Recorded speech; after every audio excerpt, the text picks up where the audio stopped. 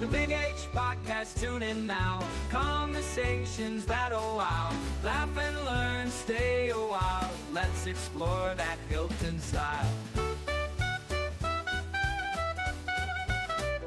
From the highs to the lows, every story just explodes. Mike's got questions on the go, diving deep from head to toe. Every week the guests align, sharing moments so divine. Stay with us, the pace is fine. Every episode you'll find. The Big H Podcast, tune in now.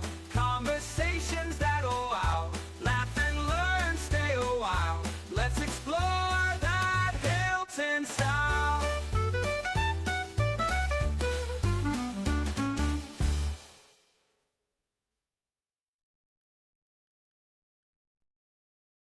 Ned Dale, Assistant Superintendent for Human Resources of Hilton Central School District. Thanks for joining me. Yeah, glad to be here. Thanks, Mike, for the opportunity. I talked off camera a little bit about you came to Hilton in 2021, and that was at the height of, we had COVID. There's a lot of things going on. But let's reverse and circle back a little bit. Tell me a little bit about your family, mom and dad, where you were born, any siblings you got, wife, children. Take it away. I actually born in Boston and grew up in Webster, New York. My parents moved here shortly after I was born. My father was the president of all of the billboards in Rochester, and I would say shortly into elementary school, my sister headed off to Cornell and played volleyball at Cornell, and my brother eventually ended up at Dayton University after he graduated from Webster as well in '89. And my parents had kind of split up. I actually moved in ninth grade to Miami while they tried to repair their relationship. Ninth grade? Ninth grade from Webster to Miami, big change. But again, that taught me a lot about the world and what was out there. And so then after ninth grade, my mom and I moved back to Rochester where, again, she was just an amazing lady. She was the strength of our family. She has been passed away for about 10 years now. But I think my brother and sister and she worked 3 jobs as a single mom to make sure that everybody had what we needed. And first and foremost was education. And so when my sister was at Cornell, she went to bat for some additional financial aid. And when my brother was at Dayton, she had the admissions and financial aid people on the horn to make sure that my brother could stay and finish at Dayton. He finished and went to law school at Northeastern. He's a very successful attorney in Boston, and my sister practices medicine here in Rochester. So your sister went to Cornell and now practices medicine. What type of medicine does she have? Yeah, she does internal medicine. Her and her husband both have internal medicine practices here in Rochester. And again, we've all stayed in the area. My brother does live in Boston, but my sister and I have been here, for almost our whole lives afterwards. I don't really sense any Bostonian accent out of you. It can pop up now. It does? It can pop up, especially when you get into a Sox game, you get pretty excited, or go to a Harvard football game. That's something that's near and dear to our hearts in our Dale family. Tell me a little bit. Your dad, you said, was a president of billboards? Yeah. So all the billboards in Rochester, when billboards used to be painted, their corporation, Lamar Outdoor Advertising and Amelia Outdoor Advertising, was on Park Ave, and they hired tons of painters. Artists that lived in the Park Ave area came in and painted billboards before they were printed with computers. So the printing business kind of took over the billboard industry, and painters went away, and unfortunately, so did that business. It was kind of taken over and eliminated, and his position was ultimately eliminated. Now, you talked a little bit about mom and dad split up, and you went to Miami with her. I did in ninth grade. My parents tried to get back together, and my father was down there. He picked up another billboard job, and they tried to work things out, but unfortunately couldn't work it out. And so my mom and I decided it was best for me to come back. My sister was in medical school at the time at University of Rochester, and my brother was at Dayton, and so we moved back to Webster. I'm sorry. Give me the ages of the three of you. Yep. Oldest, middle, youngest. Yep. My sister is 7 years older than I am, and my brother is 5 years older than I am, and I'm the baby. Baby of the family. Now, you went to Webster, you said, right? Yep. 1989. 89 graduate? It was a great class. 160 kids in Webster at the time. that I graduated with, because it was one high school. One high school. How many years after did they split up into Thomas and Schrader? I remember correctly, I think it was 96 or 97 Okay. before they split the schools again. And I'm sorry, sometimes I'm writing things down, but you went to what college? I actually started at Bowling Green, Yeah. out in Ohio. I was a big hockey kid. I loved hockey very much. Grew up playing hockey, played in high school. Went out to Bowling Green, had a great experience. They had won the national championship in 1984. And so I think there was some name recognition there, and we loved going to the games. I actually became friends with some of the players and had a great experience. And ultimately, I needed to make some changes in the position. I was borrowing quite a bit of money to pay for college, and ultimately decided to come back and graduated from St. John Fisher Okay. in 93. 93. Bowling Green, you played hockey at that school, correct? I did not. Okay. That's a Division One. I was going to ask you the next yeah, Division 1, 2, or 3. Yeah, no, I played at the, I took classes every semester so I could continue to play. And we had some great experiences. Some of the guys played on the team. The assistant coaches were the coaches and professors. They were so much fun to play with. But just being around, the hockey area and the arena was something that I wanted to continue. Wasn't going to play at that level, but had a ton of fun doing it. Yeah. So you Bowling Green, that's in Ohio? In Ohio, yep, Ohio.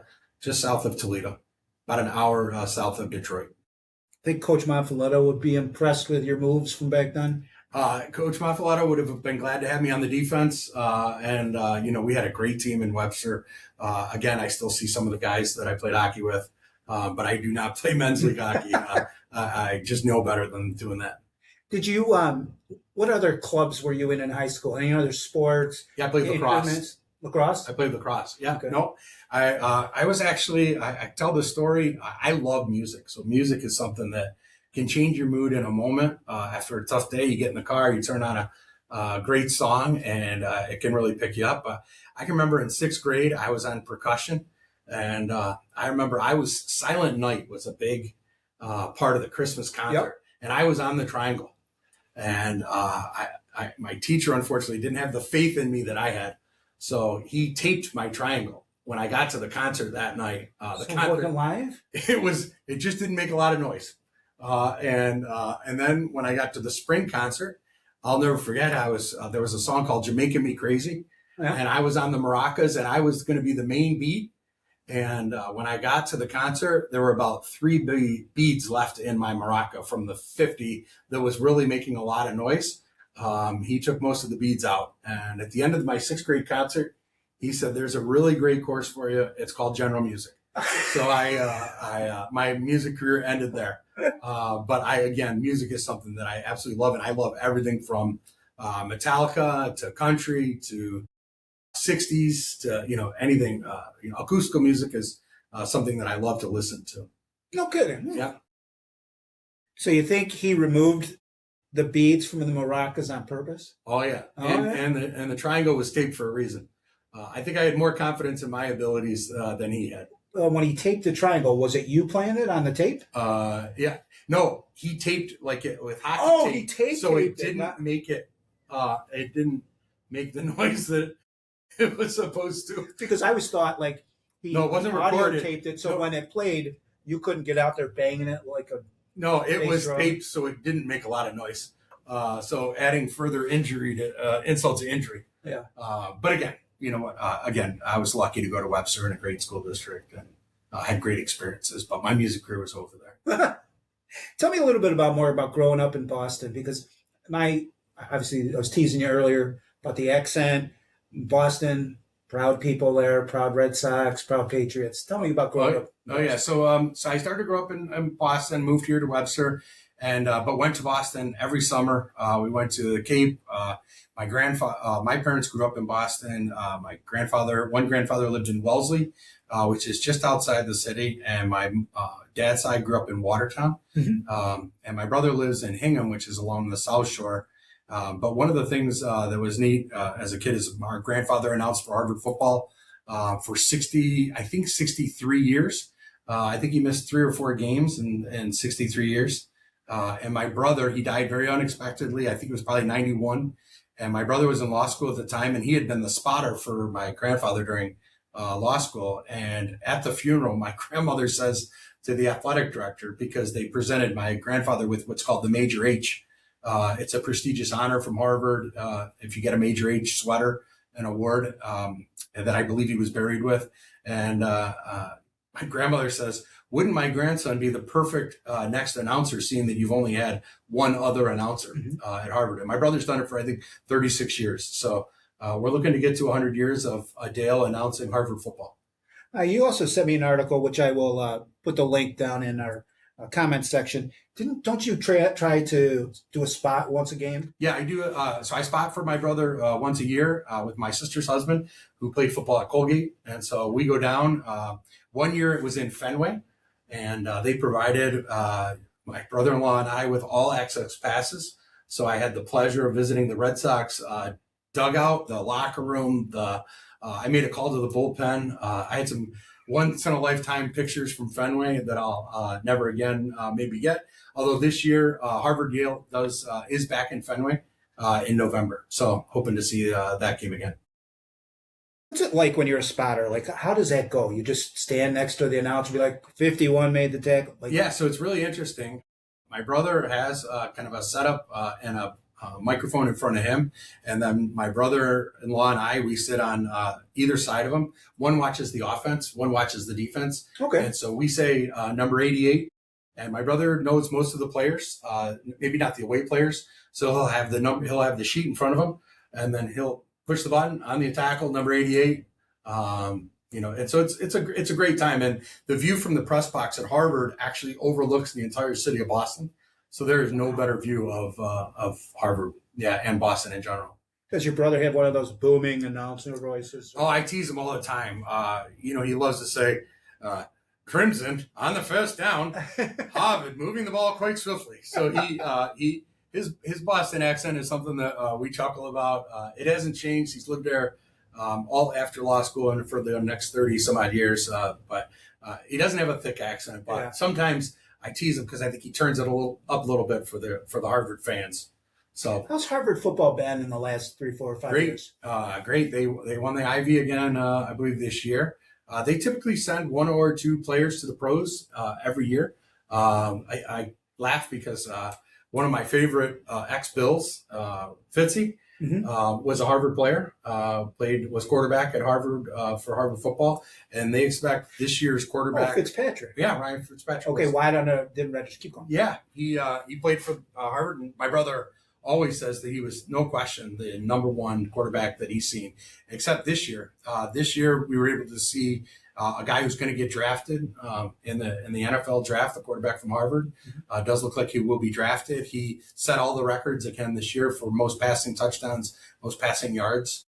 So, wow. Yeah, he was a great talent. And again, I was fortunate over the last couple of years to watch him play. Tell me a little bit about, I know where you're born, about your wife and your kids or whatever like that. Yeah. My wife is a nurse, and she's been a nurse since we've been married. And her career has evolved. She did inpatient, she did outpatient, and she currently teaches nursing, an LPN program through Genesee Valley BOCES. She absolutely loves what she does. She loves these are all adult ed students. So these are individuals that are returning back into the workforce, looking to get a career in nursing. They typically start with her, and she absolutely loves what she does. I have another older daughter, Rachel.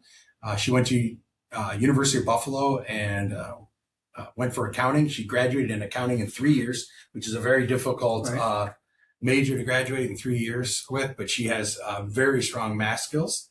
And she did some private accounting, she did some public accounting, ultimately decided it wasn't for her. And she has returned, she is finishing up her first year in the graduate program for social work at Brockport.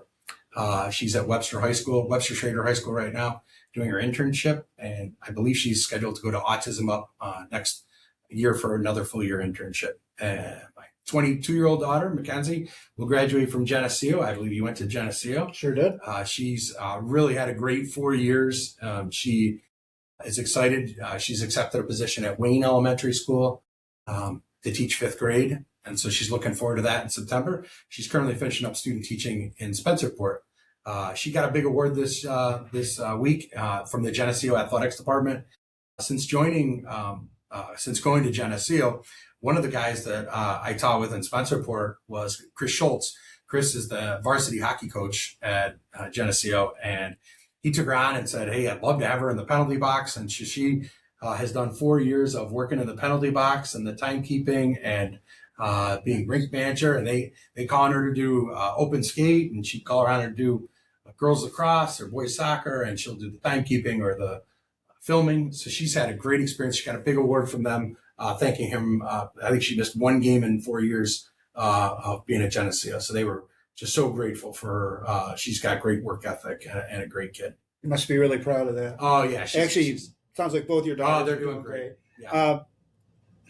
Did you, I don't want to say push, but did you encourage Mackenzie to get an education field that you're in? So it's interesting. So Mackenzie has been a teacher since she was going to be a teacher no matter what happened. I always said she would come home and see me. I was principal for a long time. And so I would say, Dad, is that a good career? And I would say, it's a great career. I was fortunate. I've been fortunate to be in such great districts. But she saw how hard of work it was. She saw how many hours that I put into it. But she was teaching dance after she would go back and volunteer. Every Saturday morning, I would stick her in the car at 8 o'clock, and she would teach 3 and 4 year olds how to dance every year for 15 years. And she just loved it. And so she was just a natural. She loves kids. I'm confident that she's going to be a great teacher, and it's her calling. She knows what a difficult career it is, but she also has seen some of the rewards already in just her young experiences. She living at home with you?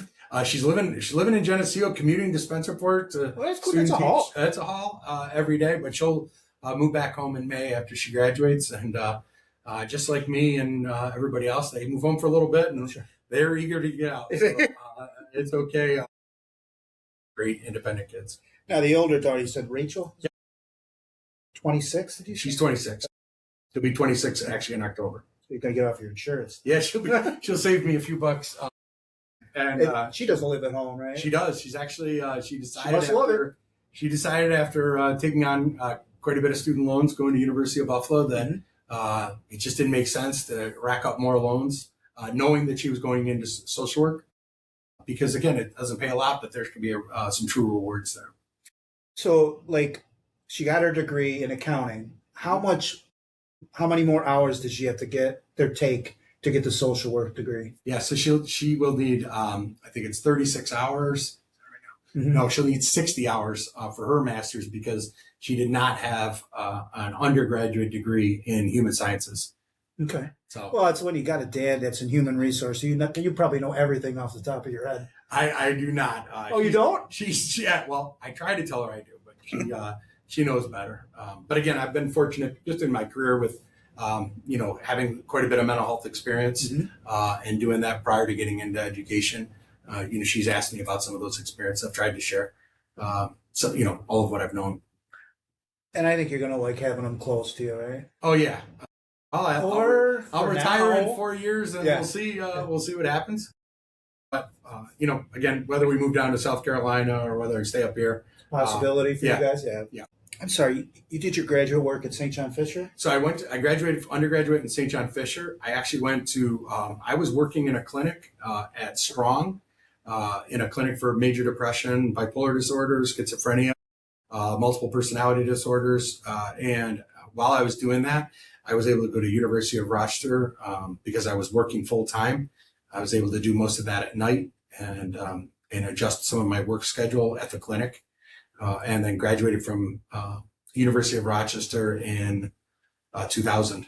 What did you learn about yourself working at Strong, working with bipolar depression, split personality, and all like that? Yeah, it's not an easy gig. Yeah, well, I was finishing my degree at Fisher. I was actually working at the inpatient unit at Rochester General, and I just learned so much from individuals. When you thought you had a tough day, you just had to have that empathy of making sure that you were prioritizing, you were keeping people safe. Safety for me was the only priority when it came to Rochester General's inpatient psychiatric unit. And at Strong, I think the focus for me was keeping people in the community, So we worked as a team. There was typically a clinical social worker, myself, a psychiatrist. We would do home visits. We would make sure we would align supportive housing for people, make sure they had benefits, and just making general connections just to kind of assess their mental health. Because again, when people with schizophrenia or bipolar disorder, when they relapse, it actually damages the brain. It can almost look like a mini stroke on an MRI. Mm-hmm. And so the less relapses you can have where a person decompensates to the point of needing a hospital admission, the more and more difficult it becomes in treating that individual. So Strong was a great place to work because we were doing some really incredible research. Some of the research stemmed around not only the depression, but also the use of marijuana at the time, which was illegal then. Because one of the things that they found was individuals, young adolescents who were using quite a bit of marijuana to kind of relieve some of the symptoms that they were having, actually needed almost twice as much medicine as the average adult, because their neuroreceptors weren't taking the medicine as well. So I enjoyed being part of that research, both on the depression side, and they were also studying it on the schizophrenia side. Now, your wife being in nursing, did it help that you're both kind of in the medical field? That you could. Yeah, we were in. My wife convinced me that the nursing side wasn't the side for me. I knew that when I was going to school that I enjoyed helping people. I knew that people was going to be a priority for me, and so I knew that when I was at the clinic at Strong that I couldn't do that long term. That was not something that was sustainable to me, and so when I decided at the U of R to take school counseling, I took my first class, and part of that first class required me to visit with 4 different school counselors. And boy, I had such a great experience. I knew that I had gotten closer to what I wanted to do, and thoroughly enjoyed being a high school counselor at Spencerport High School. So when you were doing the visiting 4 different counselors, which area or districts did you go to? Yeah, it's funny. I did. So I went to McQuaid. I went to Wilson Magnet in the city. I went to Avon, and I believe I went to Webster. Did you notice a big difference in the student body or the treatment or the counseling? Yeah. The counseling was definitely different. I ultimately ended up doing my internship over a year and a half at Irondequoit. And Irondequoit was a great place to learn. I was with a super talented school counselor named Willie Buckles. And Willie believed that counselors should teach and should know how to teach. So I definitely learned a ton about teaching pedagogy from Willie, and also their ASI, who again required me to be part of those classes. I really enjoyed it because counselors not only taught, but at Irondequoit for a while they graded. They graded students on their pathway, whether they had a post-secondary plan or not, which again I thought was that was progressive thinking back then, that school counselors would be grading students. But they had a curriculum that they developed and implemented, and it was something that I brought to Spencerport because I felt it was so important that school counselors provide a consistent experience and curriculum for all students, and it shouldn't depend on the alphabet that you serve. Mm-hmm. So your first and only job in counseling was at Spencerport? Yep, I was a high school counselor for 4 years at the high school. And interestingly enough, the Hilton connection, of course, comes out as Marcia Bartolo, Brian Bartolo's wife, hired me in 99, 2000. Yep. All right, so you're there 4 years. Yeah, I was there 4 years. What'd you do after that? So then during that time, you're getting your administrative? I started to get my administrative. I had met with the superintendent, asked to meet with me, and said that he thought I had quite a bit of leadership skills and would I consider going back for my administrative degree. I looked into it and said, you know what, let me just take a class and see if something I would like, and if not, I'll probably be a better employee from looking at it from an administrative perspective. And I took that first class, and I thoroughly enjoyed it. I had a great professor, a guy named Walter Polka. Walter was superintendent at Lewiston Porter. He was a character, but he taught me so many lessons about being a good administrator. He was a strong personality and a great leader. but also had this charismatic component to him about making sure you treat people with dignity and respect, because that's what people will remember, the way you make them feel, not the decision that you give them. And so I've taken that with me throughout my entire career.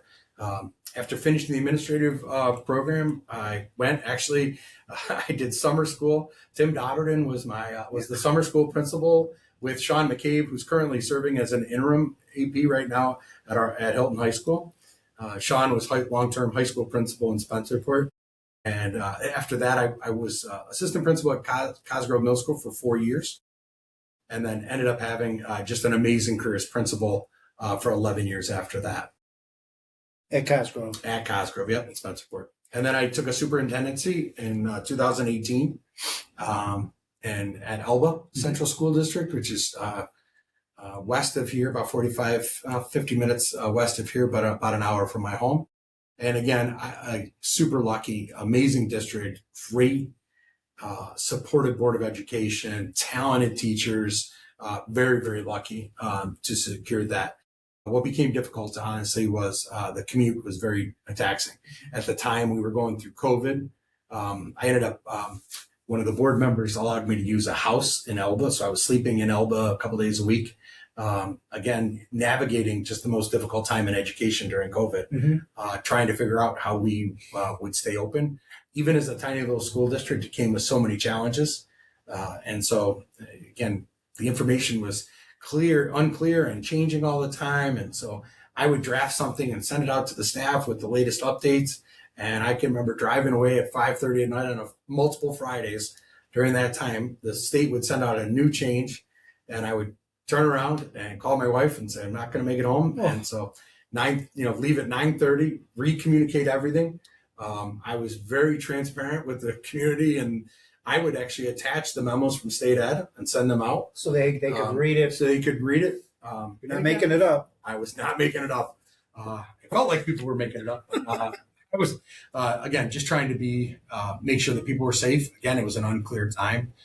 It was challenging. I didn't want to risk any aid, student aid, financial aid for the state obviously sent us. There was a ton of kind of threats and intimidation going on at the time in education. And again, we were just trying to keep students going, making sure that they were doing okay, that they were learning, that we were providing the best experience possible. The teachers were shifting to a completely different process of teaching, one that I would say doesn't compare to in-person. Right? No. We all know that in-person learning is the best learning.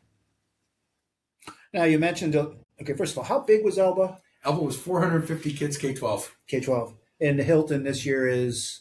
800. Oh, okay, much bigger. Now, you mentioned your superintendent, I believe, was in Spencerport, came to you and said, hey, I think you got leadership skills. Yep. Actually, another Hilton connection. His wife was Gail Langton, who served here as, I believe, the director of ELA. She was the Karen Spielman here for a while. Correct. Yeah. And so is her husband that came to you? Yes. So Phil and Gail I've known them for almost 30 years now. No kidding. Yes. Tell me about, maybe did Mr. Langton say what those leadership skills were, or maybe when you reflected on yourself that early on, what leadership skills did you think you possessed that you could then take forward? Yeah, it was interesting. So when the superintendent makes an appointment with you and the HR assistant superintendent in your second year, I honestly thought I had done something wrong. Right. I can remember thinking, I'm going to pack my stuff. I don't know what happened. Right. I can remember them, because the appointment ended up on my calendar. I didn't ask for the appointment. And so my secretary in the counseling office said, hey, Mr. Crum called, and he and Mr. Langton would like to meet with you today at the end of school at 2:30. And so was it a Friday? It was not a Friday, okay, which led me to think, okay, well, this might be okay, but you don't know. And again, you're in the end of your second year. And they said that I could communicate, that I was connecting with people, that I was, and I was connecting with all, not only students, but staff, and people felt like I had an ability to be a good leader. And I was so early into education. I had some life experience through working at Strong and at Rochester General. I had a work ethic that I thought was important. I had a belief as a school counselor that I didn't grade homework, so I needed to attend more events and be a bit more visible. That was something that I felt was important. I remember going to seeing dance and going to games and seeing kids perform their concerts because I felt like it was just, again, a different opportunity. And again, shortly after I started in that October of my first year, we were called about Rachel, who we adopted, and we got called on a Tuesday and we picked her up on a Thursday, and I didn't even know how to take a personal day. And so we were very, very fortunate, my wife and I, but she had started at Strong in the ICU. And so she didn't have that much sick time and there was no leave for adoption leave back then. Okay. There was no, I couldn't say, I'll take 10 days or adoption leave just didn't exist back then. So that was a big challenge for us. Luckily, my mom was still alive at the time and Marissa's parents were alive at the time and they helped us out. And, but Marissa would work nights. I would take Rachel by myself at night and do 3 feedings and then get to Spencerport High School by 7:00. And then Marissa would be home and we made it work, right? Like parents do. So communication, a hard work ethic, a belief. And then you also put in there that Rachel's adopted. She is. Yep. Talk to me a little bit about coming into the adoption agency. And that's a pretty quick turnaround. Tuesday, Thursday. Yeah. What was that like? Because I know there's a lot of people that listen, or not that I have millions of listeners, but they want to be parents. Yeah. So how'd you go? Yeah, we were on a waiting list for probably 2 years. What happens is you create a profile for yourself once you're approved. The prospective parents get to review before they decide whether you're a fit. And interestingly enough, with Rachel, I swear she just grew in our heart. We didn't know it, but what happened was when Rachel was born and they called us to say they had selected us to be parents, Rachel was named my wife's name, which is Marissa. Which is, what are the chances that, and so they had said to the Rachel's birth mother, hey. Wait, the birth mother named her Marissa? Yes. Wow. She was yours. Yeah. And so, they said, why did you name her Marissa? And she said, well, because that's my favorite aunt.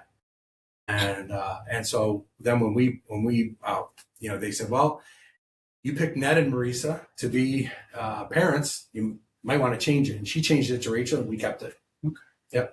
So, Rachel's been the best thing ever. So, we again, no different. But we've had ups and downs with adoption. We had explain that. Yeah, we had I would say we had the best case scenario with Rachel, and the worst case scenario, we had a baby boy with us for 12 weeks. We fed him his first bottle. We had an adoption agreement with a young lady, and on the 12th week, she went to court and was going to sign off her parental rights, and she changed her mind on that day. And so I'll never forget, unfortunately, losing him back to her. But again, that is the kind of the nature of the laws that parents are allowed to make that decision. But once they've waived their rights and signed off in court, there's no coming back. But up until you get to that point, it's certainly unsure, which is why people adopt typically out of country. Because it's a little more clear cut.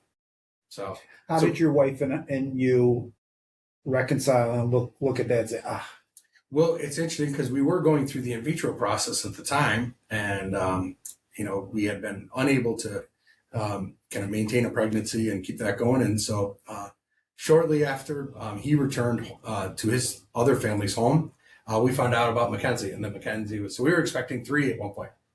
And I was like, oh my gosh, we're going to do 3. We barely had a crib and a car seat for Rachel, and we were more prepared for Mackenzie. But like I said, it worked out the way it's supposed to work out. And so Rachel, Mackenzie, again, great kids, doing great, delightful young ladies. Are you a girl daddy? I am. Those 2 jokers, they get me. So it's nice to see them develop, and it's nice to see them. I used to laugh because I used to say, how can 1,100 kids in a middle school listen to the principal? And I come home and you 2 kids don't listen to me. But they're like I said, I've been fortunate in my life with my wife and my kids. Do you think they take after you or your wife? Well, it's pretty funny. A little bit of both, actually. I would say people that say Rachel looks like me, I think she does. And even though she's adopted. Yeah, and Mackenzie looks more like Marissa. Yeah. And so, but she's got quite a sense of humor. So you got to look out for Mackenzie too. I love it. Yeah. Well, it's so interesting getting to know you about. So we got so many questions. I'm glad I got you. Tell me a little bit about your human resource team over here at Central Office. Oh gosh. So first of all, when, being principal as long as I have, I've had a variety of office staff that I've worked with. And I just said this the other day. There's been 2 points in my career where I've had an office staff that absolutely loved each other, loved working with each other, loved supporting each other. And so I am so fortunate here in Hilton to work with Debbie Palmieri, who's kind of my direct assistant. Mindy Leckinger supports Brittany. Brittany is the director of human resources. Can you tell me how she pronounces her last name? Nazradine. Oh. Nazradine. And Brittany's the director of human resources. And then Wendy Radford does benefits. Okay. This team of individuals is one of the most talented teams, but not only are they good at what they do, they love employees of Hilton. They love being here and they love supporting each other. If Debbie's out, Mindy will pick up. If Mindy's out, Debbie will pick up. Wendy's on a trip, and we all figure it out together. Brittany is so talented as a director of human resources with a legal background, a trained attorney. She is someone I've absolutely loved connecting with, building our team, our relationship of kind of managing so much in a busy district that has faced so much adversity over the past 5 years. So again, super fortunate to see and work with a talented group. What inspired you to pursue a career in HR? I know you talked a little bit about, was it Phil Langton? Yep. And how's your journey evolved over the years? Yeah, so I think, as I said, I started out and working at Rochester General's inpatient psychiatric unit, which made me well trained to be principal and superintendent. I would say to handle crises too. Yeah, I mean, again, I was dealing with individuals at the lowest point in their lives. Some were literally coming off of a bridge. Some were just coming in and being brought in from RPD and a SWAT team that took them out of a house because they were a danger to themselves or others. So I learned so much from those individuals and how to make a connection, how to just make sure that they were safe, how to reassure them that we're going to get through this. There are strategies, there is medicine, there's things that we can do to help them. And I've tried to carry that throughout all of my experience, middle school principal, and now in this role. I would say I do more counseling in this role than I've done in all my years of school counseling. Yeah. And again, you're seeing people at the best and worst of times. Correct. You're seeing new hires come to the table and be so excited, right, and you're giving them a great job in an amazing district with other talented administrators and teachers. It's life-changing for young 21, 22-year-olds. In addition, you also can be giving someone their worst news and letting them go and discontinuing their employment. And so I think the thing that's most important to me is that we treat people with dignity, no matter what type of message you're giving them.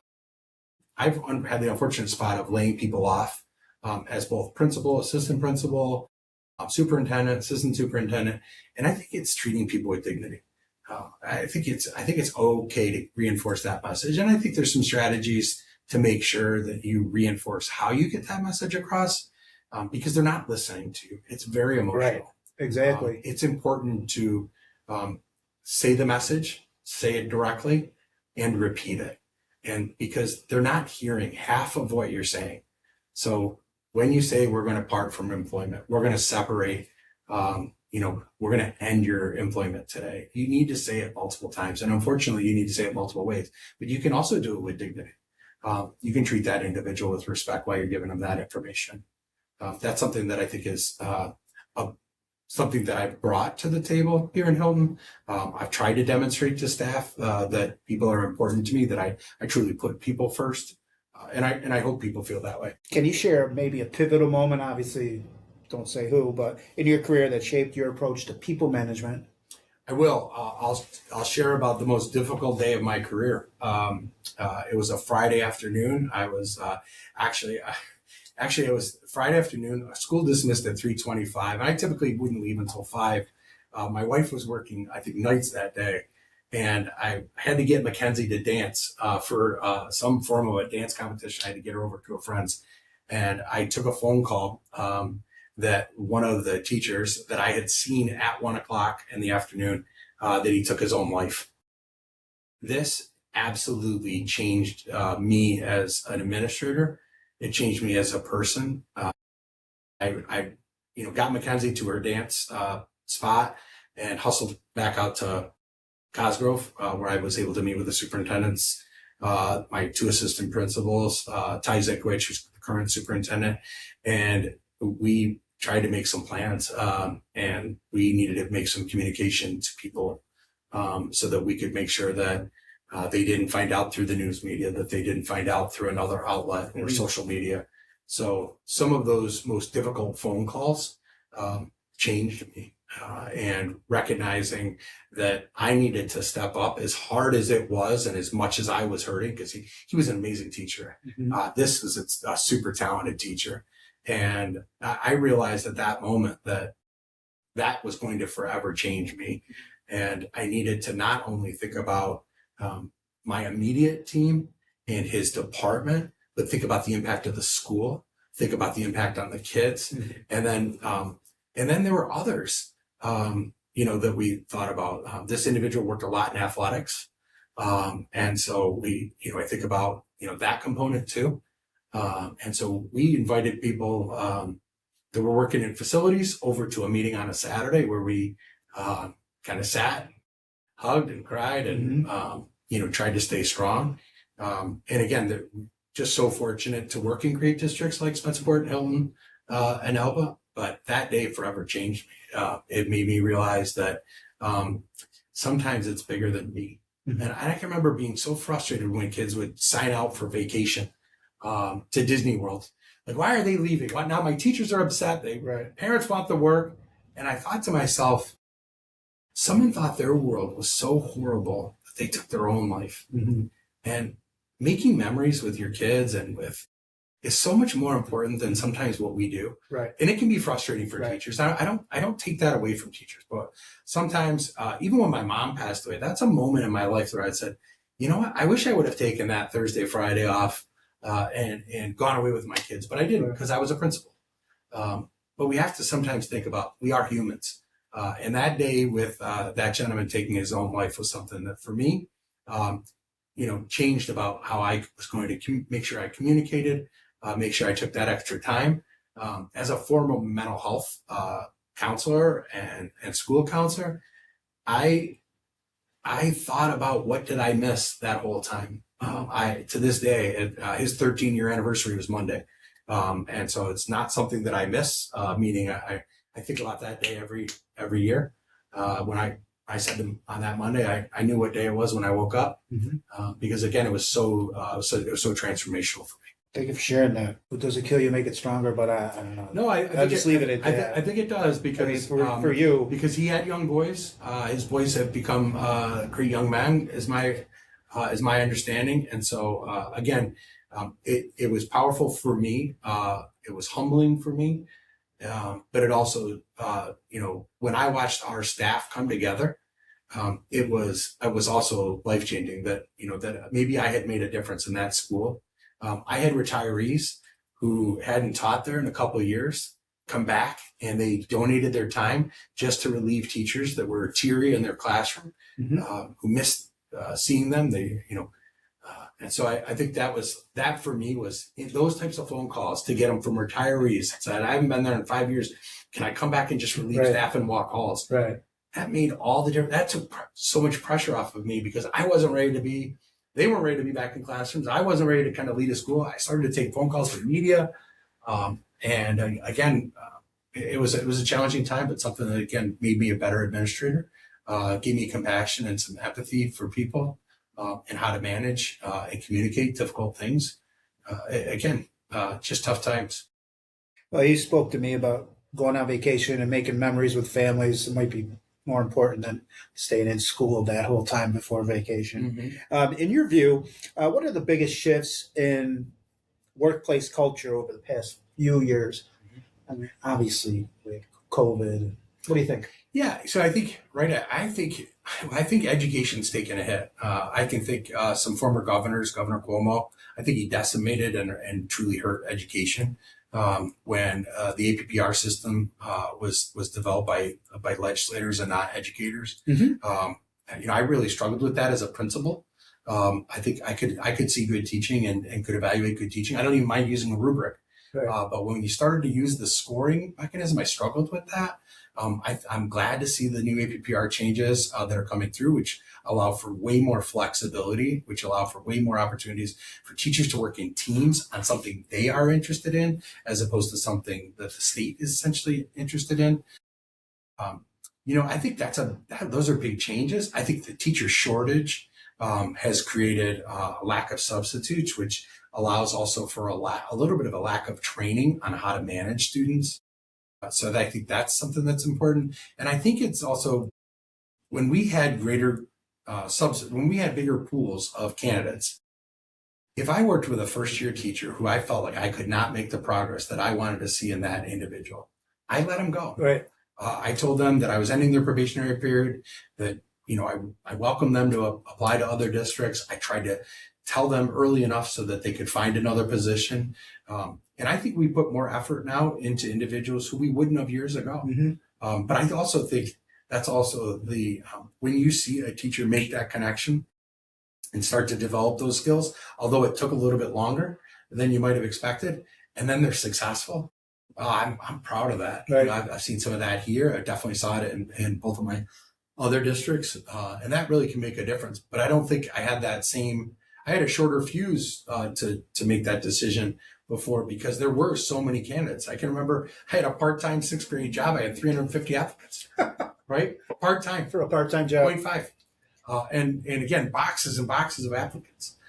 We just don't have that same luxury anymore. So I think it's also important that, the individuals that are getting into education now, like my daughter, it's a calling.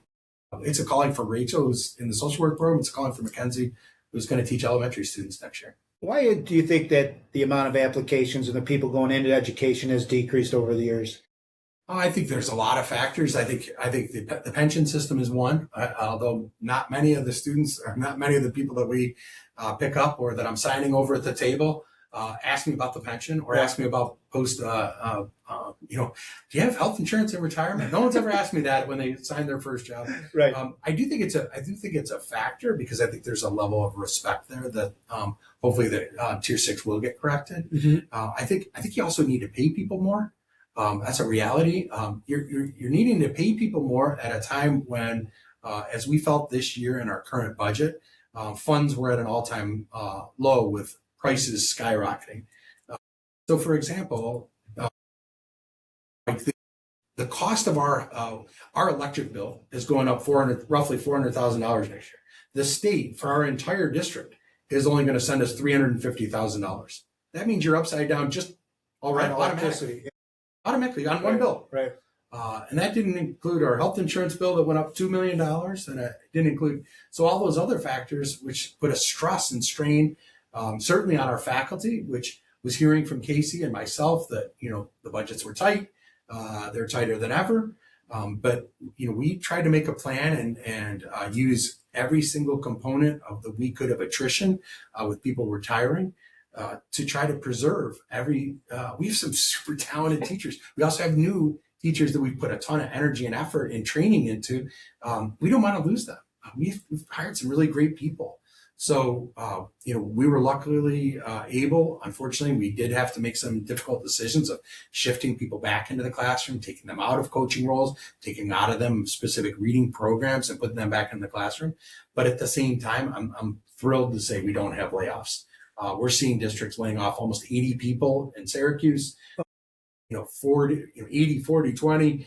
I was reading today, one district is looking down towards the Long Island area, eliminating all athletics, $655,000 eliminating Public school? A public school, because they are going out with they're asking their community to approve a 9.73 increase. And they're going to need 60% of their community to approve almost a 10% increase, or all of athletics is on the chopping blocks. Oh my goodness. Yeah. So you're seeing some of those things. Because again, the cost of higher education is also something that is significant. As I said, Mackenzie goes to Geneseo. It costs us about $23,000 a year. So if you look at on average, a 4-year degree, $100,000 for a state school, again, the pay is going to be in the mid 40s to start. And that's tough for, an individual that might have $100,000 in student loans. So there's a lot of complicating factors there. So our effort has been on culture and been on the focus of listening to our new employees. I've reported out to the unions and to the Board of Education. We do a new staff survey every January, from our teachers to cleaners to administrators to teaching assistants. We want to hear how things are going. We want to know, are they comfortable approaching their supervisor? Do they have the supplies to do their job? How was their onboarding experience? How was their training? What else do they need? And we go over that, and that is shared with the administrative team, and they are asked to identify areas that might need changes. And we've made changes. What we do now with our onboarding and orientation is way different than when we started. We did an onboarding and orientation committee after my first or after my second year in that summer. There was representation of every department, from transportation to buildings and grounds to every building. And we made great adjustments to make sure that our staff felt welcomed, that they felt connected when they arrived here. And again, we can always get better. But overall, I'm thrilled with the changes that we've made. Programmatically, when I first started and I saw teachers having to put a day in school front to request a day off, and then they had to go into the subs to request another day off. So we brought in absence management, Right. To try to make it a little bit better. There's a great app that people can use on their phones that can do both their sick days, their personal days, and their timesheet. So we're trying to give some flexibility, improve the programming that people are experiencing. And again, we've made those great changes, but again, not without support and a few hiccups there now and then. Overall, pleased with some of the changes that we've made, because again, we need to keep our employees happy. Mm-hmm. Otherwise, they look somewhere else. You want to keep them. Tell me a little bit. I know sometimes in the beginning of the year, you make like coffee visits, or you visit. Tell me a little bit about that. Tell us. Yeah, that's something that is important. One of the things that we recognized right as I was starting in 2021, going into 2022, was that we needed to focus on culture. And so I was able to work with Casey and Kristen and Adam on Harvard, offered a training from a guy named Lauren Rubis. And Lauren is a super talented guy who was CEO, CFO. He was actually CFO of the Los Angeles Kings hockey team. He's been CEO of natural gas and oil companies in Canada.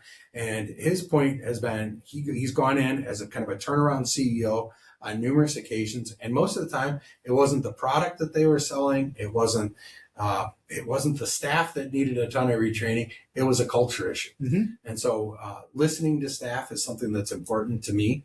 I try to make people feel like they can approach me at any time, whether I'm doing a lap around Village or stopping in the high school or standing by the tables outside of the cafeteria at Merton Williams during lunchtime.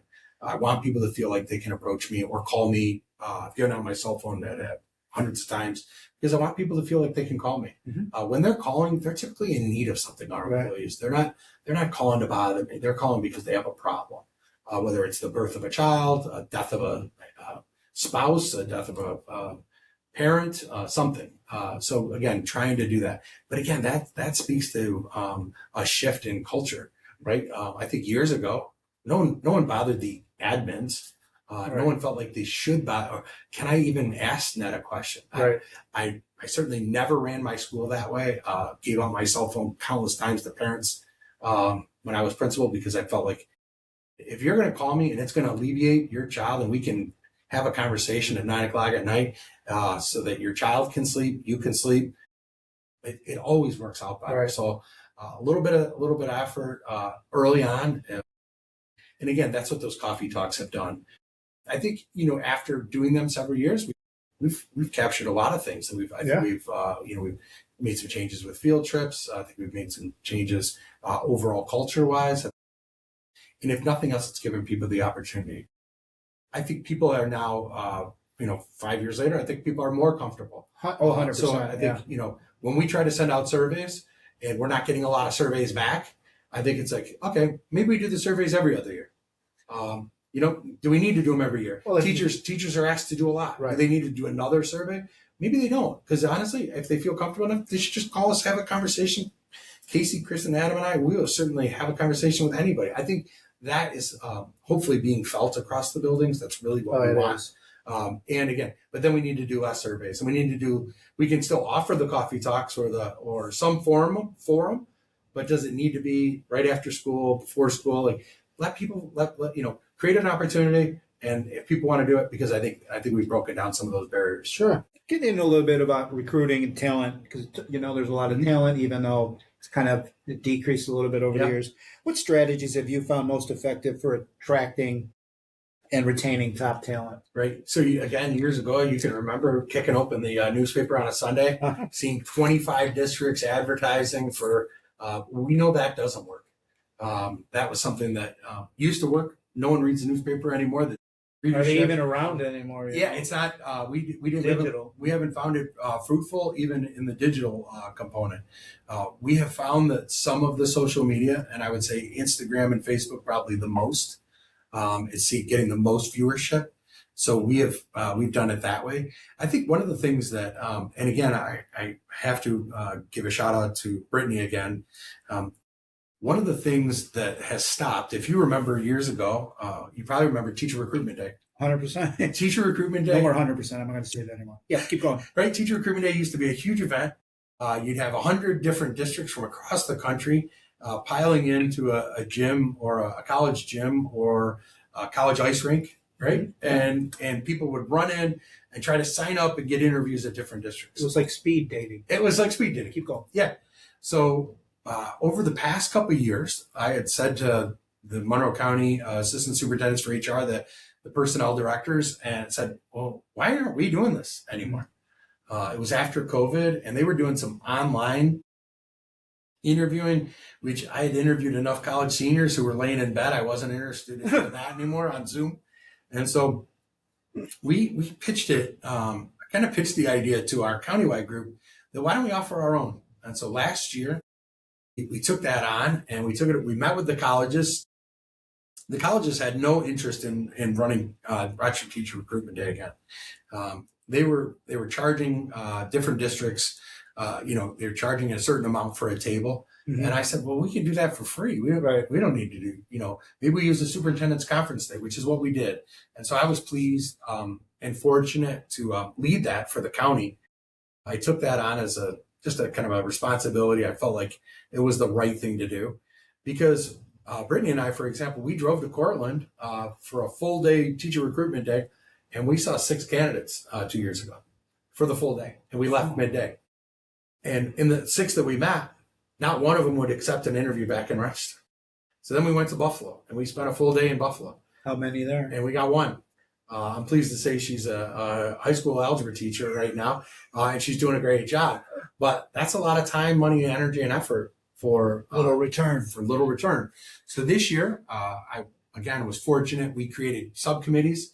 We had a higher education committee. We had a facilities committee. We did it through sponsorships, and so we had a budget committee. We used a program and a platform called CareerEco.com. Pretty inexpensive program. Every district was given 30 districts we hosted this year at Gates Shy Life Fieldhouse, and it was the 2 Fridays before break, April break, and each district got 2 interviewing slots, and they had on Career Eco allowed to have 2 interviewing schedules, so candidates were able to go in, click, and sign up. We had over 400 teacher candidates registered. Everybody conducted interviews from 9 o'clock right up until 3 o'clock. And we had just a great experience. Now, there are changes that we are going to make. Right. We're going to use April 9th conference day, and we're going to back it up a little bit from that March time zone. And the reason was because as districts were struggling with their budgets, we weren't sure what our needs were yet. We weren't sure about the positions that we were wanting to interview for. So sometimes you were interviewing a candidate like, wow, super talented. I don't have a job for you. So we're gonna switch that up a little bit. April 9th will be our teacher recruitment day. Again, it's a superintendent's conference day. We're going to use the Gates Shy Life Fieldhouse. They've been an amazing host and partner. Again, I'm happy to kind of lead that crusade for the countywide. We're expanding it to 40 districts. We're going to add 10 more districts to our pool. But we have multiple districts and schools wait on the waiting list, eager to get with us. So I'm pleased to kind of lead that. I don't say it. I don't say it because I want accolades. I say it because it's an important thing for Hilton to lead. Yeah. And be leaders in this area. Get the best talent. Be collaborative with other districts. Because when you do that and you create great relationships in the county, and I love the countywide HR team. We now do professional development once a month on a Friday when we do our county meeting, and there are super talented people in that room. And so we've shared some of what we've done. I certainly have shared our new staff survey and the results with the county. They love the thought of, wow, how can we use that in our district? Might look a little different for us, but hey, I'm taking that idea. So I think it's important to be kind of leaders to recruit and retain the best talent. So Interesting. yeah, hoping to continue to do some of that work. I like that idea that you're spearheading. Yeah. How do you coach leaders to handle difficult conversations with employees? Like you were talking about, this person isn't listening. You might have to repeat it, but how do you coach those people that have to do that? Yeah, I think part of this is coming with some of my concerns around online graduate programs.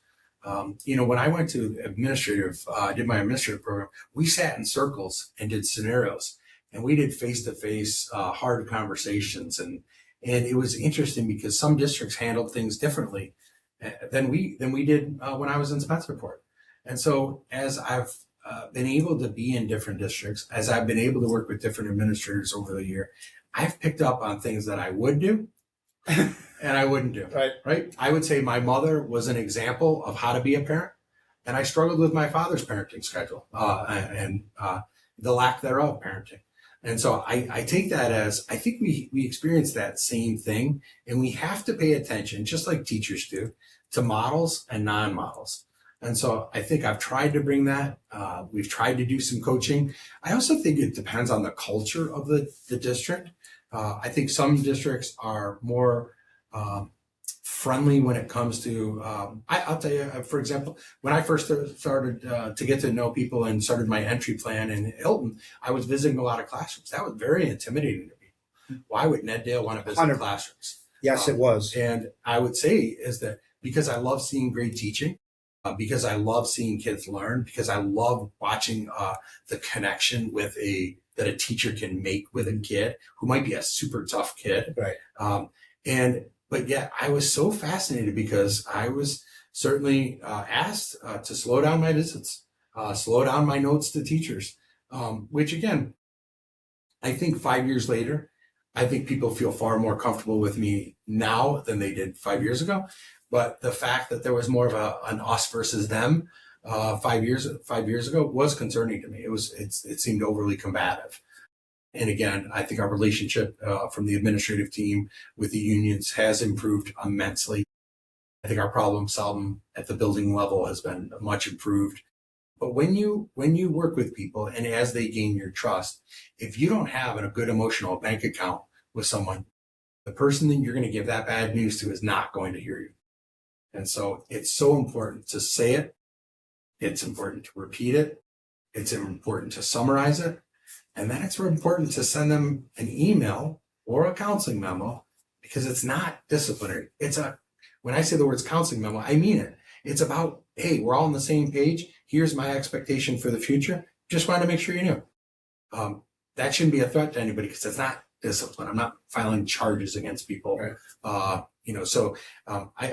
think that's something that's an ongoing struggle for people, but something that as my time in Hilton goes, I hope that improves, because again, then people will relax when they come to meet with an administrator, as opposed to it's taboo to meet with the administrator. I like that terminology. You need an emotional bank account. I think that's pretty cool. So the counseling memo, is that a letter in your files? Yeah. And that's all it is. It's a letter to say, does it get expunged after 3 weeks, 3 years? No, not necessarily. Stays there? Okay. It stays. But again, it just says, hey, we had this conversation. This is what I expect of you. And I only think, my experience has been is that when people know the expectation that you have for them, they generally want to meet it. I haven't met many teachers that go, you know what, I got hired to make sure I don't follow what Ned Dale wants. I don't want to do what Dr. Green's telling me to do. That's not what I've seen for people. And people in education want to do the right thing. And so when they don't do the right thing, I think it's important just to, hey, we met. This is what we talked about. Right. In the future, this is what I want you to do. In some places, I would say it's a little trickier. Again, that comes with trust. I think there is far more trust now than when I arrived 5 years ago. And I do not take credit for it. Well, I think the team has made changes. I think Casey's made changes. I think Kristen and Adam have done a great job. I think our team functions very well together. So I think there's and the principals have kind of followed and kind of heard us of what we expect. I mean, playing off of that, it's improved over the last 5 years. Can you share a time when you successfully resolved a challenging workplace conflict? Yeah, I think there's. I don't want to get into too much specifics, but Right, you don't have to. I think when it comes to new teams, whether it's a new administrative team or a new teaching team, they get a new member of their team. They're trying to, kind of feel them out. Like, oh, geez, I don't know why they keep doing this. I don't really like when they do this, and that can go for the administrative team too. And I think it's important that I've seen different administrators send out. What do you want me to start doing? Stop doing, or you continue doing. And that's how I've had those three types of surveys that I've done while I was principal, because I think that's an important piece. And I think if people can then take that information, start, stop, and continue, they'll make the change. And then if you do it consistently enough, they'll demonstrate trust to know that you mean it. When we send out surveys, I'm reading the surveys because I didn't ask you to do it just for fun. But when I start to see lower survey results and people completing the survey, that tells me, okay, there's a greater level of trust.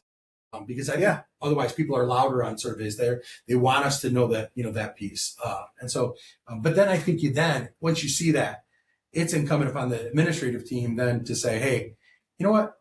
Careful about asking people to continue to do surveys because they've told you, right? You don't want to over survey people to death. I always think it's good that you do give us the opportunity to voice, So if you choose not to, well, it's on you too. Yeah, no, and I think it doesn't have to be the same method. Okay. And so it doesn't have to always be a survey that takes you 15 minutes and takes up your planning time. It can be hey, we're going to have a meeting. Come to the meeting and stop and see me. Or hey, when you're swinging by the building next time, come and see us. Yeah. So it's how you do those forums. But it's something that I'm thinking about because I want to make sure that people feel comfortable and aren't overtasked. Moving on to diversity, equity, and inclusion, what practical steps can organizations take to make DEI more than just a checkbox? Yeah, so this is interesting. So I've had this theory all along. First of all, I think DEI was packaged very poorly. I think if you said to every parent and every teacher, we're going to be nice to every kid, no matter what your background is, no matter what your skin color is, no matter who you are, we're going to be nice to everybody. That's DEI. Mm-hmm. That's not a checkbox. Right. That's saying it's the shift away from what I used to call our long-winded mission and vision to now our 4 cadet intentional values. That for me has made the greater shift. If you ask people now, what are our 4 cadet intentional values? Well, they're on the wall. They're on the wall. They're here everywhere. Awesome. But they're also you can see it, right? People can demonstrate their integrity. It's important for us to demonstrate our integrity. It's important to demonstrate our integrity with the community after all that we've been through since 2021. It's important to be people first. But being welcoming and affirming might be considered DEI, but isn't it just welcoming our community into our schools and making sure our students, no matter who they are, feel comfortable, no matter if they're rich, poor, whatever. So I think for me, it's just packaged poorly. I think it became overly political, not something that, and I think it's important that every single community member feel welcome in our schools, because if you think about it, the reason why you and I have jobs is because we have students in our schools. And when we see less students, we see less of us, right? Right. How do you measure the real impact of DEI initiatives? Is it a feeling or tell me? Very difficult to quantify, right? Yeah. We can say we've done a DEI training. I think we can say how we can make better connections with our students, how we can pay attention to symptoms of people feeling excluded and bullied. I think bullied is a word that's often overused because a kid is not kind to another kid doesn't mean they're bullied. It doesn't mean it was repetitive. It doesn't mean there was, more than one person picking on him. So I go back to that concept of, if we said we were going to be nice to everyone, and that was the equivalent of PEI, do you think people would feel differently? I think they would. If I said to you, do you think Hilton's a nicer place to work in 2025 than it was in 2021? What would you say?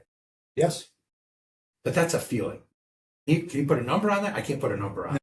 I don't know if I can put a number on it.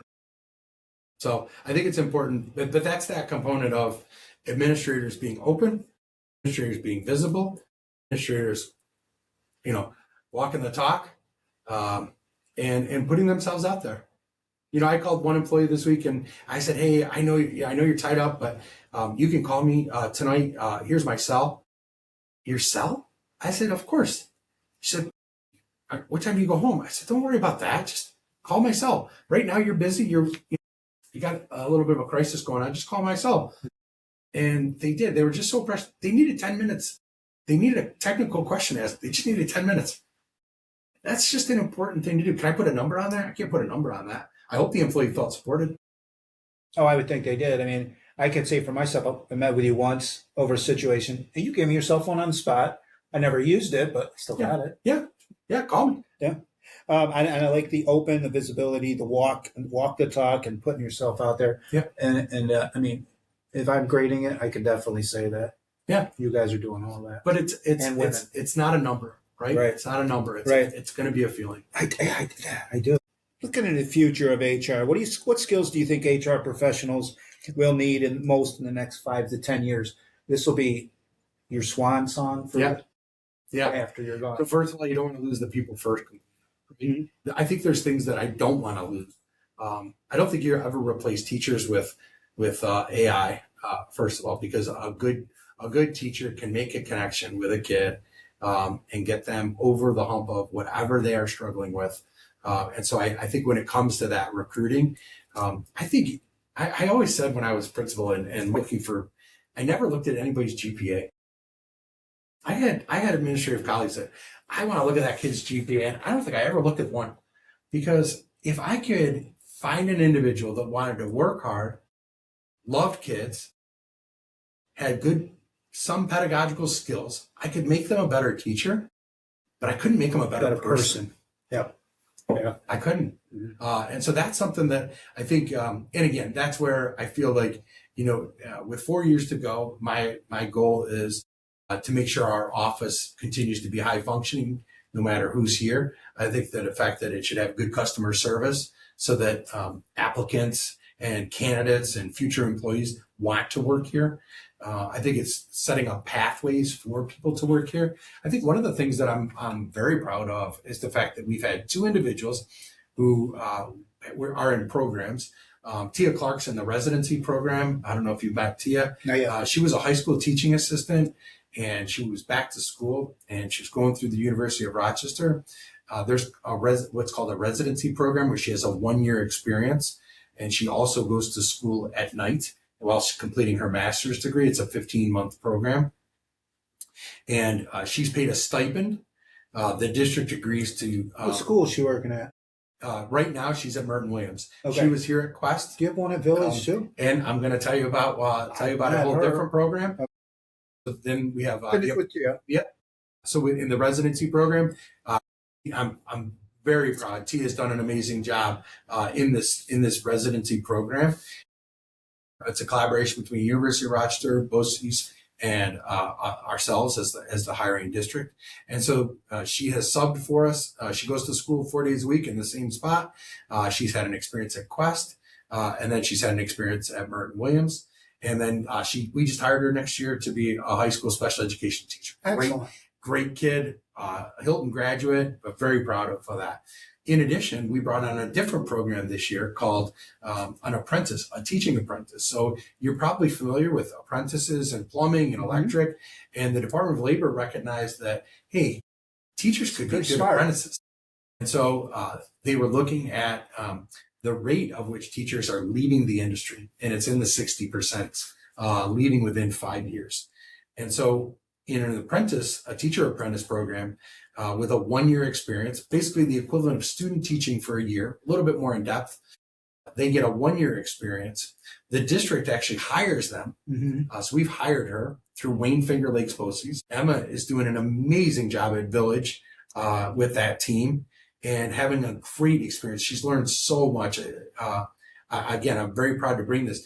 But the nice part about it is because she's a BOCES employee, the district gets aid back on that money. And then I've been able to work with a gentleman named Steve Dana out of the SUNY Hub, which is a teacher workforce development program. And they have also committed for every apprentice that we take, they're giving the district $6,000 in cash to our general fund.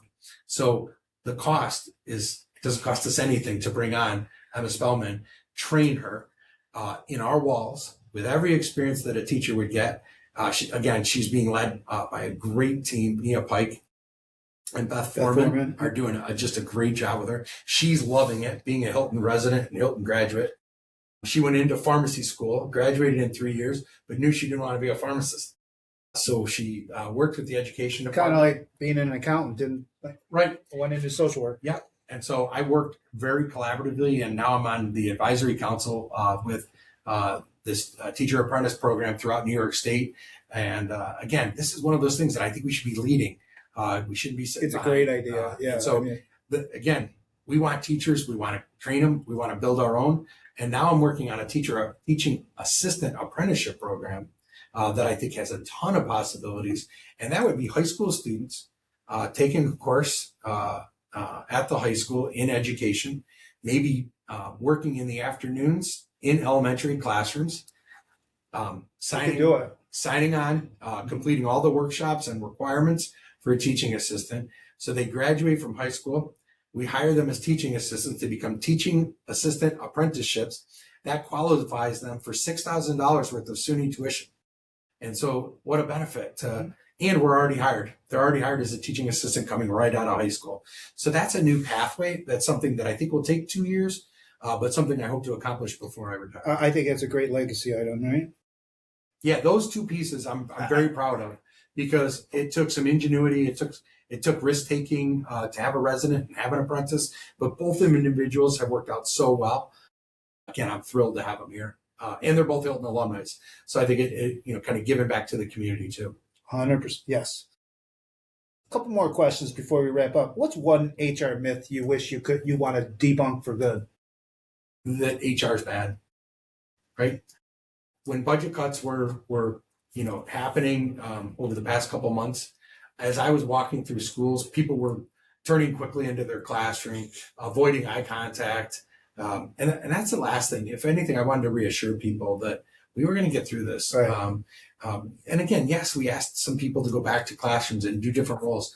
But the fact that everyone will pay their mortgage, the fact that everyone will pay their rent, that's something that's really important to me. I think, and again, we made it through an incredibly difficult budget that I would say half of Monroe County is going to lay off some, again, depending on what types of employees, but we won't have any layoffs. And again, that's an important piece because, again, and now I think it's continuing to strategize what attrition can we expect in the future? What retirements can we expect in the future? Do we need to replace those positions? And that's something that we'll be paying close attention to over the next year because we know next year will be another very, very difficult budget year.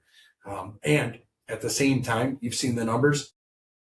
Our student enrollment is, I think we'll be in the 250s next year at kindergarten.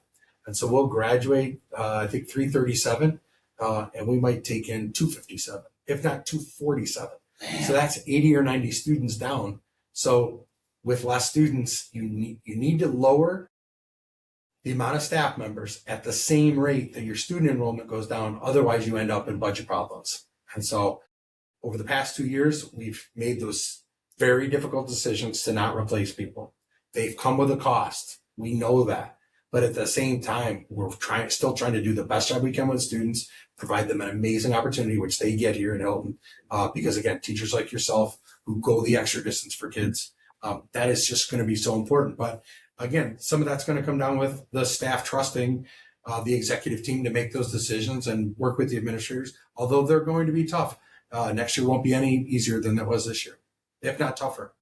1 year at a time. Yep, exactly. Every year's different. One more question and a couple fun ones.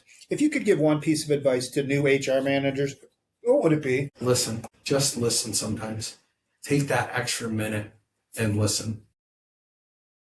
I can remember going around at the end of the day. I used to do this habit when I was principal, kind of go around at the end of the day and see who was still at work. And so it'd be 5 o'clock. Teacher day ended at 3:25. And so if you were there at 5 o'clock, I'm telling you to go home. Because I think it's important that you pay attention. And that for me was a dipstick of stress. I wanted to pay attention to who was still there. Now, some people felt like, hey, I can't get there early in the morning to set up my classroom. I do it the night before. But knowing that about your staff to me was so important, and something that, I have to say one of the most rewarding parts of my career has been Hill. But I have to say that the staff that I had in Spencerport at Cosgrove Middle School for principals 11 years, partly because I cared so much about them individually and wanted to make sure they had a great experience, wanted to make sure that they were felt supported by the administrative team. But again, sometimes it takes me as the principal walk around and pay attention to and listen. Because if they're still there at 5 o'clock, why? Did they have a bad day? Did they make a tough phone call? Who was the phone call with? Let me take care of this. I can do this for you. Oh, you need copies? I'll run it down. And because we had a copy center in Spencerport that we had used, and I always had to sign off. So I would take their copy requests just as I was walking through. Simple thing. They appreciate it because then that means they didn't have to start their day by going to the office. I remember one time when I was having a rough time or whatever, and you and Casey came by, and I'm like, oh, this whiteboard, right? And you're like, Mike, you do that. Yeah. You got, You can move it. I can move it back to the same. And I'm saying it was something really small. Well, but you remember, listened and you got it done. You're sitting on 23 kids in a classroom. You got, you're teaching all day long, but the changes, they happen to us. And so sometimes we get so locked down. And again, that's not a fault of your own, but it just took what did it take? 10 minutes to show it to Casey and myself. Yeah, it was done the next day. We made a couple phone calls, and again, it was a simple fix, but something that was important to you because it made your teaching everyday world better. And it was something so simple. Yeah. All right. A couple of I like to ask some favorites of my guests. What's your favorite food? I'm probably going to say a good cheeseburger. Good cheeseburger? Good cheeseburger. You can't beat it. Is there any particular restaurant you like it from? I'm not going to go buy you one, but yeah, no, I it really has depended. The smash burger phenomena has not been healthy to my diet. Yeah. But something that, speaking of health, it's something that I don't know if you know about our streak. You know about our streak? Tell me about it.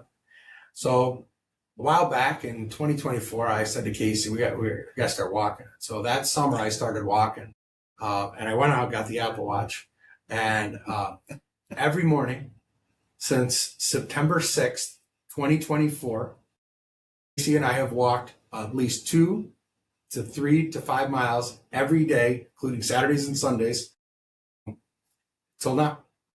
So I think we're at almost 700 days. It's working because both of them that we've walked before, typically before school. So I walk outside.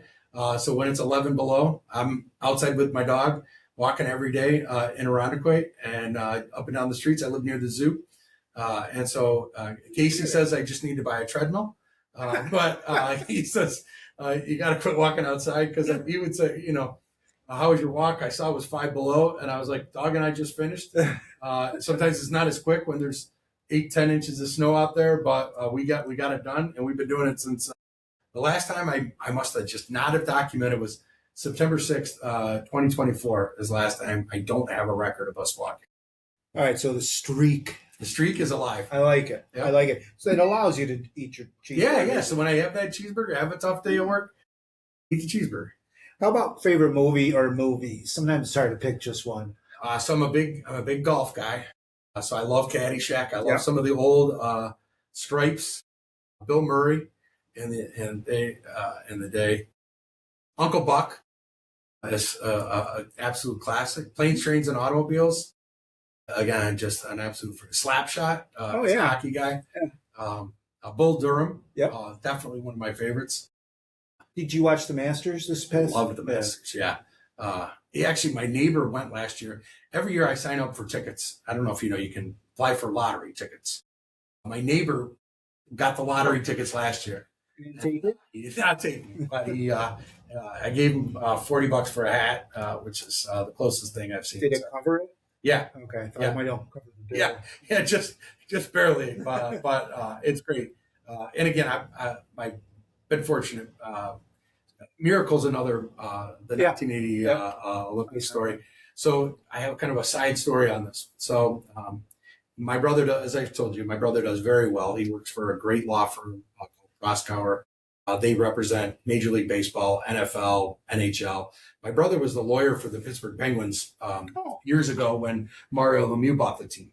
And so he was the attorney representing the owner, who was Roger Marino at the time. And so my brother's done very well. He joined a very exclusive golf course out near his beach house towards Cape Cod.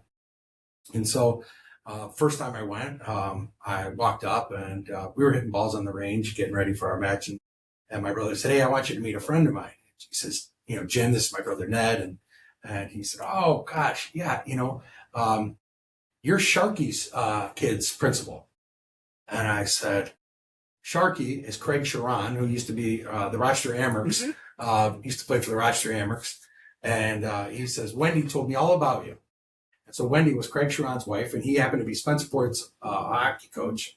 And who I'm talking about is Jim Craig, the 1980 Olympic goalie.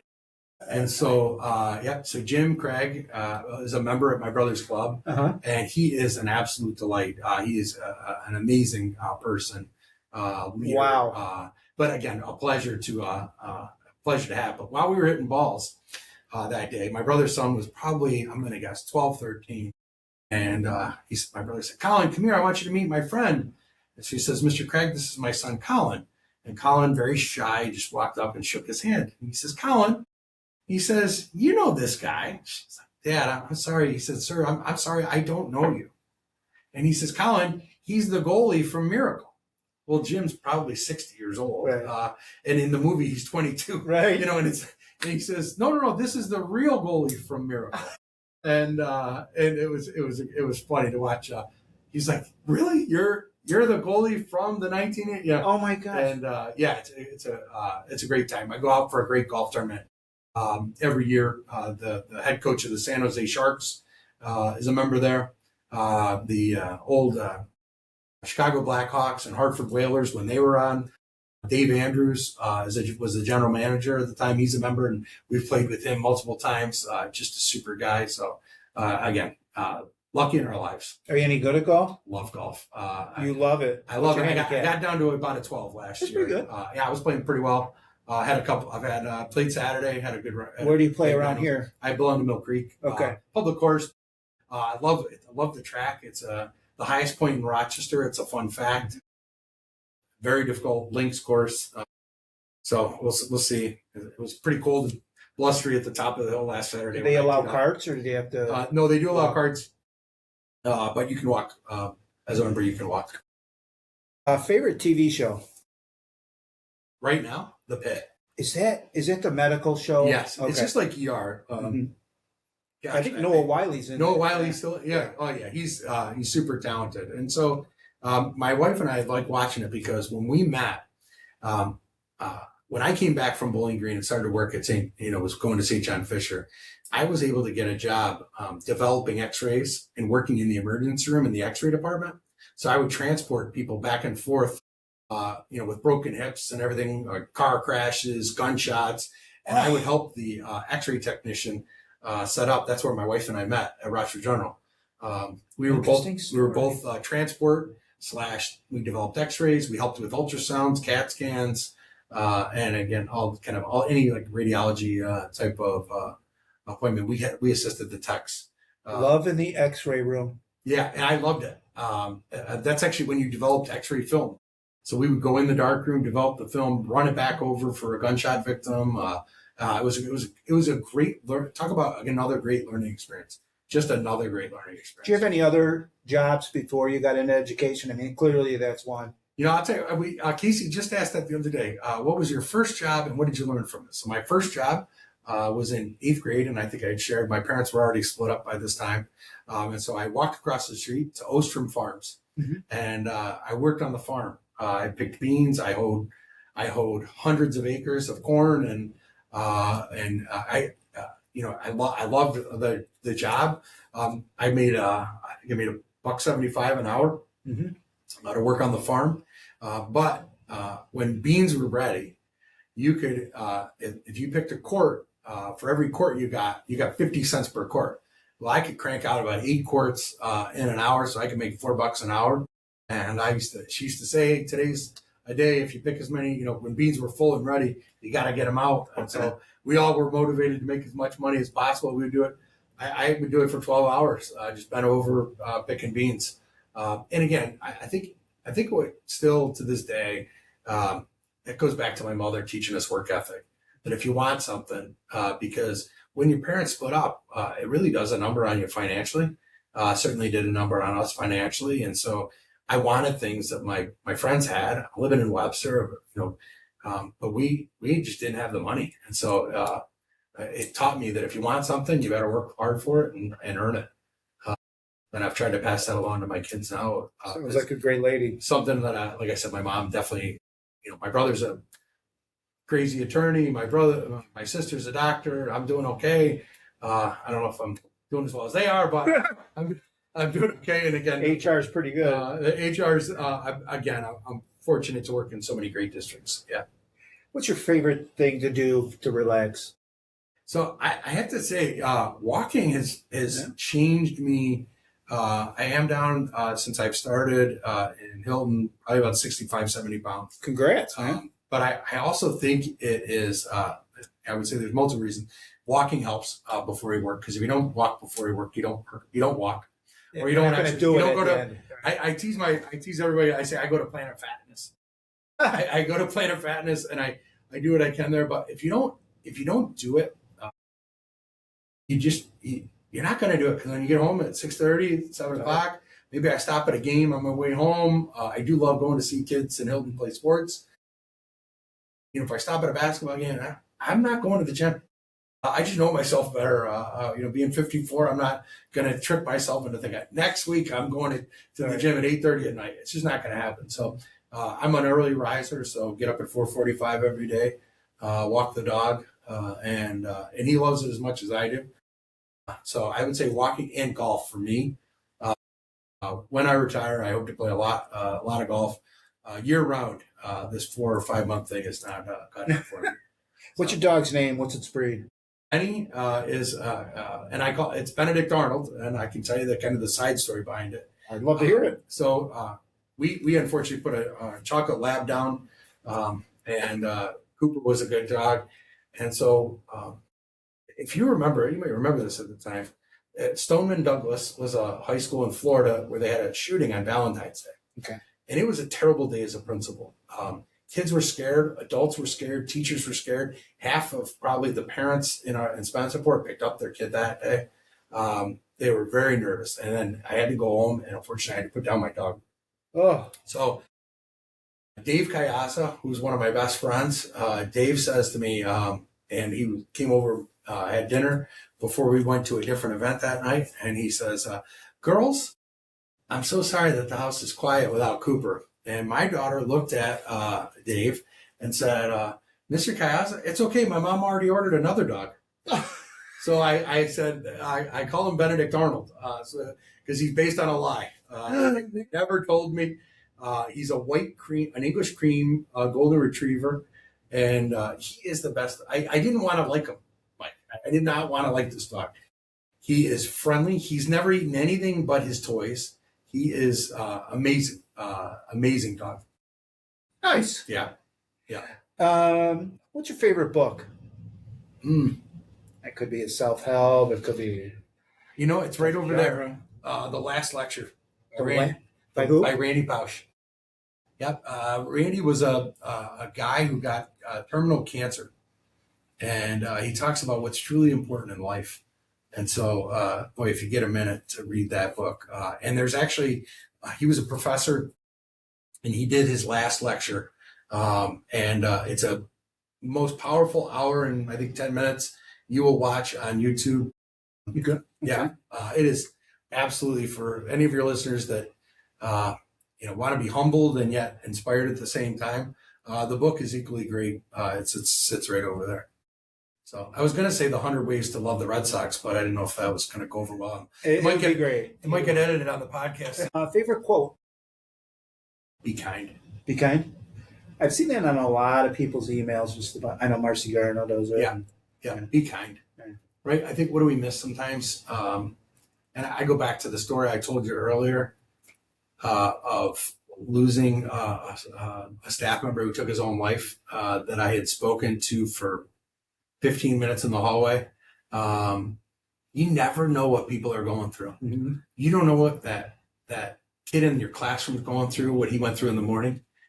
He might not know what you have gone through that morning. So be kind. Be kind. You can't regret being kind. Mm-hmm. When you're short with people, when you're curt with people, when you question their integrity, you're gonna regret. You might regret that. Right. But when you're kind to someone, you never have to worry about taking that back. Good words. 3 people from history you'd like to go to dinner with. Could be relative. That's a great question. So it could be a relative. I would ask that I had one more dinner with my mom. Again, she was just such a special lady to me. Elton John is a guy who, again, I love his music. So 1970s, 80s, early Elton John is something that I love. An acoustical piano. I think I told you music is something that's so important to me. And then I think I would probably want to, I really want to meet with Bill Buckner in the 1986 Boston Red Sox. The guy that he missed that ball going down first base, and he was humble and was threatened. And I always wanted to just say to him, it's okay. I remember watching that game thinking, we're going to win the World Series. The Red Sox are finally going to win the World Series. The fact that we had to wait so many more years, but that 1986 World Series against the Mets, I was 15. I don't think I missed a pitch or an inning or anything. Well, there was only 3 channels on back then, by the way. For those who are listeners, 3 channels. That's all there was. Those 3, I think someone from the Red Sox, Elton John, even like a Jack Nicklaus, Arnold Palmer, I'd love to, listen to their stories. This quote, coachability and integrity are everything for me. Who said that? I don't know. I hope it was me. It was you. Because that for me is what I hope every person thinks that I'm approachable and that I have integrity. You might not like what I say, by the way, but I'm never going to lie to you. My career is not worth lying over. My losing integrity is not worth lying over. So, well, Ned, thank you so much for being my guest here on the Big H podcast. Getting to know you and your history has been very informative. And I thank you for your contribution to the Hilton Central School District. No, lucky to be here. Yeah. Very lucky. To my audience, if you like what you saw, hit the thumbs up button and subscribe to the channel. It's free. And then turn on your notifications so you don't miss an episode. You can tune in to YouTube, Spotify, Apple Podcasts, Facebook, and Rumble at the Big H Podcast. I'm always looking for more guests, and you can email me at thebigHpodcast@gmail.com if interested. Ned, it's been a pleasure. Thanks again, Mike. Go Cadets. Go Cadets. Keep up the good work. The Big H Podcast, tune in now. Conversations that'll wow. Laugh and learn, stay a while. Let's explore that Hilton style.